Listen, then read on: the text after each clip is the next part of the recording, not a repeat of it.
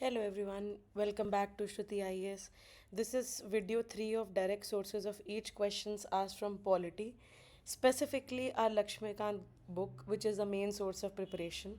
Here you will find marked chapters and marked page number wise questions solved from 2007 prelims paper, and all the screenshots have also been attached with each slide. For those of you who are new here, this is a screenshot of my Lakshmikanth book. So what I do is I just mark it in every chapter, like whatever questions have come, the solutions in the book itself, and just write like which year it has been asked from. What this does is it makes it easier for me to revise that particular chapter, so that when I'm revising, I definitely revise the things that have already been asked in the paper. To begin with, question number one. Here, the question number one, the topic is about the Prime Ministers of India.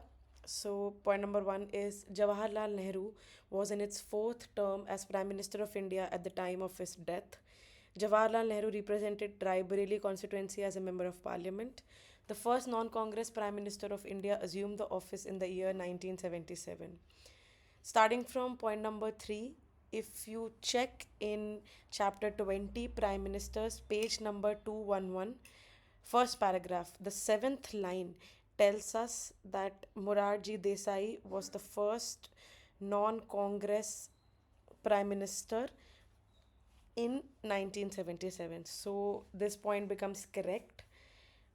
For the second point, now in the constituency from which Mr. Nehru contested elections from is not directly given in Lakshmikanth, but just for future reference, we can remember that it was not Raebareli, it was Phulpur in UP.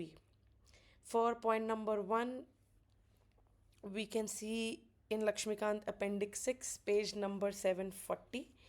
Here it's given the first elections, like the list of all the prime ministers. So here we see number one is Jawaharlal Nehru, of course. The tenure is between 1947 to 1964. So we know that elections, like the term is 5 years usually. So from 47 to 52, 52 to 57, 57 to 62, and he passed away in 1964. So he was in his fourth term as prime minister, which makes our statement 1 also as correct. So the answer becomes 1 and 3, D. Coming to question number 2. Now this, I forgot to write the topic here, but this is your historical background and all the acts, pre-independence acts that have been passed. Point number 1 is Robert Clive was the first Governor General of Bengal. Point number 2, William Bentinck was the first Governor General of India. Anybody who has read even Spectrum knows that point number 1 is incorrect. Now in Lakshmikanth, the first point can be found in chapter number 1, historical background, page number 1. Under the Regulating Act, it's clearly given that the first Governor General was of Bengal was Lord Warren Hastings, not Robert Clive. And similarly for point number 2, same chapter, under page number 3, under Charter Act of 1833, William Bentinck was the first Governor General of India, which makes our B2 only as the correct option. Coming to question number 3, the topic is Speaker of Lok Sabha.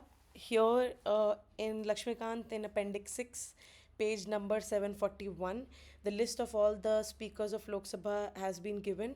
As we can see, the first option is Ganesh Vasudev Mavlankar, and which becomes our answer here. I think this was a pretty easy question. Coming to question number 4.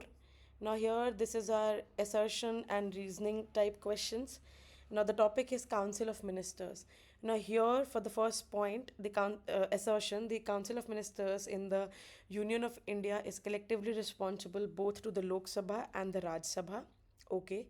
The reason is given as the members of both the Lok Sabha and the Rajya Sabha are eligible to be ministers of the union government.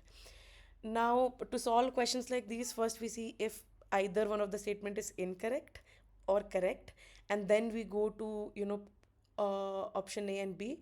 So let's see if something is incorrect in this. Now, for assertion, we check chapter number 21, Central Councils of Ministers, page number 215. Here, it is very clearly given that the Article 75 clearly states that the Council of Ministers is collectively responsible to the Lok Sabha. Here, in our option, it's given Rajya Sabha as well, which is incorrect. So, the Council of Ministers is only responsible to the Lok Sabha or the House of People. So A becomes wrong, which directly gives our answer. A is false, but R is true. But still, let's see where the point, like where the reason statement has been given from. So it's been given from the same chapter. The members of both Lok Sabha and the Rajya Sabha are eligible to be ministers of the union government. Now, in page number 213, we can clearly see that a minister who is not a member of the parliament, either house, for any period of 6 consecutive months shall cease to be a minister. Now, even if it is not written as a statement that the members of as a positive statement, like the members of both Lok Sabha and Rajya Sabha are eligible to be ministers, we can see that the opposite of this statement is true, which means that anyone who has been selected, anyone who is appointed as a minister has to get selected in either of the houses within 6 months. So our reason B becomes correct, right? Moving to the fifth question, the topic is parliamentary committees. Statement 1 is the chairman of the committee on public accounts is appointed by the speaker of Lok Sabha. Okay. The committee on public accounts comprises members of Lok Sabha, members of Rajya Sabha, and a few eminent persons of industry and trade. Now, for this particular question, we can just go to chapter number 24, Parliamentary Committees, page number 272. This is a screenshot of the first paragraph given there. And in the last line of a screenshot, it is clearly given the chairman of the committee is appointed from amongst its members by the speaker. So, statement 1 becomes correct. Now, for statement 2, same paragraph, if we check the first two lines, it consists of 22 members, 15 from Lok Sabha and 7 from Rajya Sabha. Nowhere it is given that a few other people of eminent persons of industry and trade are selected. So this becomes an incorrect statement, and our answer becomes A, 1 only. I think in this PDF I've forgotten to write the topic some places, but it's okay.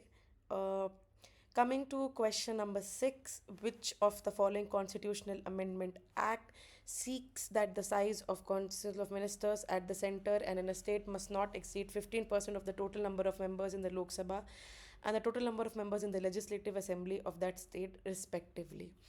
Now, for this, in chapter 21, Central Council of Ministers, page number 213, point number 2, here we can check the total number of ministers, including the Prime Minister, in the Council of Ministers shall not exceed 15% of the total strength of the Lok Sabha. This provision was added by the 91st Constitutional Amendment Act of 2003.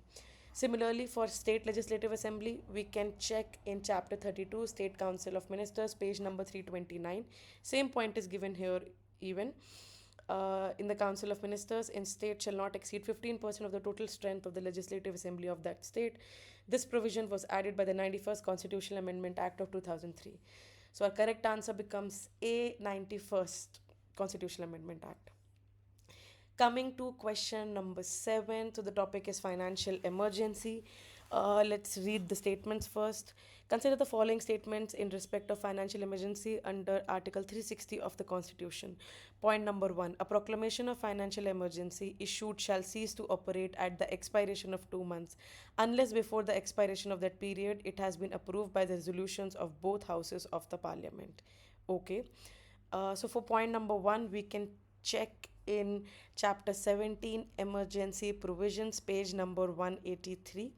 Under parliamentary approval and duration, a proclamation declaring financial emergency must be approved by both the houses within 2 months from the date of its issue. So, our statement 1 becomes correct. Now, for point number 2, if any proclamation of the financial emergency is in operation, it is competent for the President of India to issue directions for the reduction of salaries and allowances for all or any class of persons serving in the connections with the affairs of the Union, but excluding the judges of Supreme Court and the High Court. Okay, so basically it says that the salaries can be reduced for everybody except judges of Supreme Court and High Court. This statement is incorrect. Why? We can see in the same chapter and the same page technically, under effects of financial emergency, point number 3, here it is clearly written the reduction of salaries can happen for the judges of the Supreme Court and the High Court. So there's no exception, it can happen for all of these people, which is why statement number 2 becomes incorrect and our answer becomes A1 only. Coming to question number 8, the topic is High Courts. Point number 1, the mode of removal of a judge of High Court in India is same as the removal of judge of the Supreme Court. The first point can be seen in chapter 34, High Courts, page 357. The first point can be seen in chapter 34, page 355. Here we can see that the grounds of removal for the judges of High Court are 2, proven misbehavior or incapacity. Thus, a judge of High Court can be removed in the same manner on the same grounds as a judge of a Supreme Court. I mean, this is the exact statement which is given here. And once we read this chapter, like High Courts and Supreme Courts, we know that this is correct. Like there are only 2 grounds for removal for a Supreme Court judge as well, which is repeated for a High Court judge as well. For point number 2, after retirement from office, a permanent judge of a High Court cannot plead or act in any court or before any authority in India. Now, this statement has been repeated from the 2006 paper as it is, just as like a minor difference. We go to chapter 34, same chapter, page number 357.